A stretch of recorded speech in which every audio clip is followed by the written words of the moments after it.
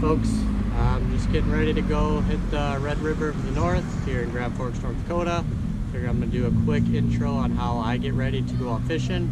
If you feel comfortable knowing how you do your setup and getting everything ready, then feel free to skip past this and hopefully fast forward to me catching some big fish. So just some of the basics for any beginners trying to get out there to catch some catfish. I'll go through a quick setup with how I have my rod set up, what kind of tackle I'm using, and some of the other equipment.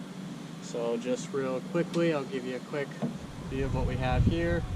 I have this rod set up with the bait caster. I think I have about 50-pound braid set up on here. And then usually what I will do is I'll get a sliding sinker right here, about 3 ounces, 3 or 4. Some people prefer 2 depending on the current. I'm going to tie that to a swivel here. And then anywhere between 6 inches and 36 inches for a leader. I prefer 30-pound mono. That way if this does break on a snag, it's going to break here and you'll get to save your weight, which, you know, $1 a piece, they start to add up. For the hooks, it depends. Some people go about size 4 all the way up to size 8. So usually I have one larger hook and one smaller hook. So I have about a foot of a leader on this one. This is my Tomcat custom rod. Brings in real big fish. And right here we have just your basic Cabela's or Bass Pro Shops King Cat rod. This one I have about a 2-foot leader on to try to get a little more of a swirl.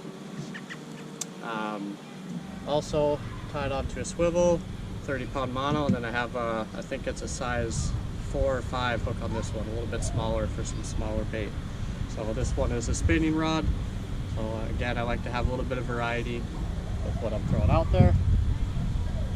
Next, again, just for tackle, what we're using here, keep a couple separate ones. This one I have different sizes of hooks, a couple different colors, and some different swivels. Over here, I have some leaders, my mono to tie up extra lines, a couple pre-made ones just in case, some 2s, 3s, and 4s for the different sliding weights.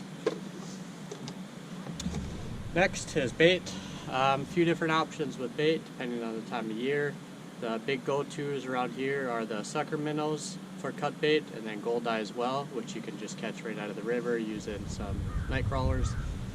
One of my recent purchases is the Fravel bait station. So these are very nifty. It's got the net so you can fill that up. Then when you're pulling out the bait, you don't have to reach in. Pull the net out, grab your bait. It's got a built-in aerator, so you keep all your bait alive. You don't have to use one of the yellow bait buckets to keep throwing them overboard and back. Next, tackle box. Set the bag. Space is key for me on the boat, so I always want to have as much walking space as we can. So I have this, got your glasses in here, a couple of your tackle boxes. Usually keep a rag. Got my scale to keep weight in case I'm doing league or tournaments. Usually a couple pliers for the hooks. First aid kit I'll usually keep, and then my fishing license I'll keep in there as well. Next we have cutting board. So this one's pretty dirty. I didn't wash it very well last time. Cutting board. And then I grabbed a piece of goldeye out of my freezer. A lot of people do use frozen bait, especially during the middle of the summer when it's hotter. I think it's a nice alternative to have. So usually for bait, whether it's these larger goldeyes or smaller suckers, I usually cut them into about an inch, 1.5 inch sections.